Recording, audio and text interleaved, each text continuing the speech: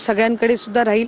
मला आपल्या माध्यमातून सांगायचं आहे की आदरणीय सुनेत्रा काकींनी राज्याचे उपमुख्यमंत्री म्हणून ज्या वेळेला शपथ घेतली त्याच्यानंतर पहिली मागणी जर आदरणीय सुनेत्रा काकींनी कुठली केली असेल तर ती ही होती की या सबंध अपघाताची CBIच्या माध्यमातून सखोल चौकशी झाली पाहिजे।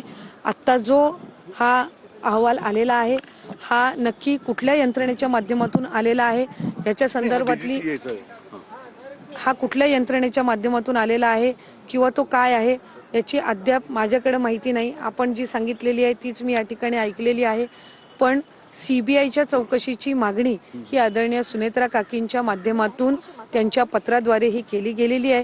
त्याच्यामुळे CBIच्या चौकशीचा सुद्धा अहवाल हा त्या ठिकाणी लवकरात लवकर हा आला पाहिजे आणि हा राज्याच्या जनतेसमोर हा मांडला गेला पाहिजे।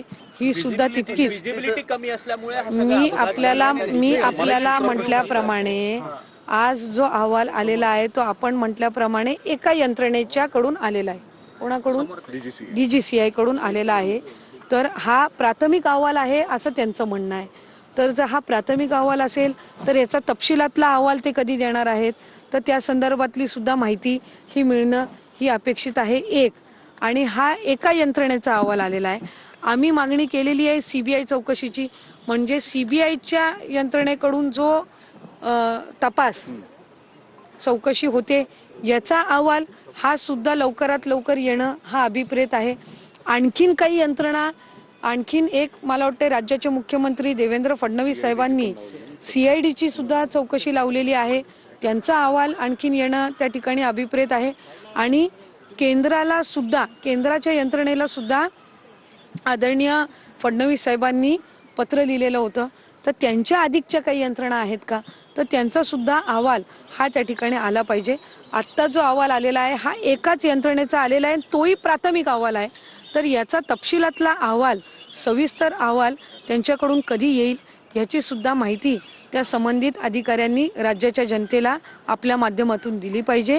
आणि CBIचा आणि इतर यंत्रणेचा सुद्धा जो तपास सुरू आहे हा आत्ता कुठल्या टप्प्यामध्ये आहे, कुठपर्यंत तो आलेला आहे आणि त्या संदर्भातली सविस्तर माहिती हे ते आम्हाला राज्याच्या जनतेपर्यंत कधीपर्यंत देणार याची माहिती सुद्धा त्या ठिकाणी आली पाहिजे, याची मागणी सुद्धा आम्ही त्या ठिकाणी करत की बारामती एअरपोर्टला तुम्ही सुद्धा उतरलात। आता जो रिपोर्ट येतो ना, नाही याआधी उतरला असेल, विमानी कधी गेला असेल किंवा तुम्ही तो पाहिला असेल, तर त्या रिपोर्टमध्ये बारामती एअरपोर्टच्या संदर्भात काही त्रुटी समोर मांडलेल्या आहेत। विशेषतः रनवे, तिथे संरक्षक भिंती नाही आहेत, तिथे बाकीच्या अत्यावश्यक ज्या गरजा लागतात फार अशा इमर्जन्सी लँडिंगच्या वेळेस त्या नाही आहेत, अशा स्वरूपाची काही त्रुटी सुद्धा या रिपोर्टने सादर केलेल्या आहेत। नाही, खरं तर मी ते एअरपोर्ट बघितलेलं नाही आहे, एक म्हणजे आत्ताच्या या हल्लीच्या कालावधीमध्ये किंवा कधी काही।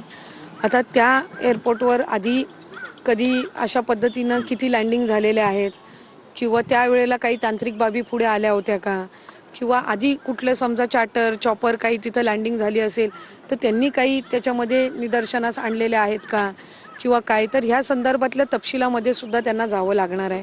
त्याच्यामुळे आत्ता जो अहवाल आलेला आहे हा किती प्रमाणामध्ये आहे, म्हणजे किती हा प्राथमिकता याची काय आहे, तर तो अहवाल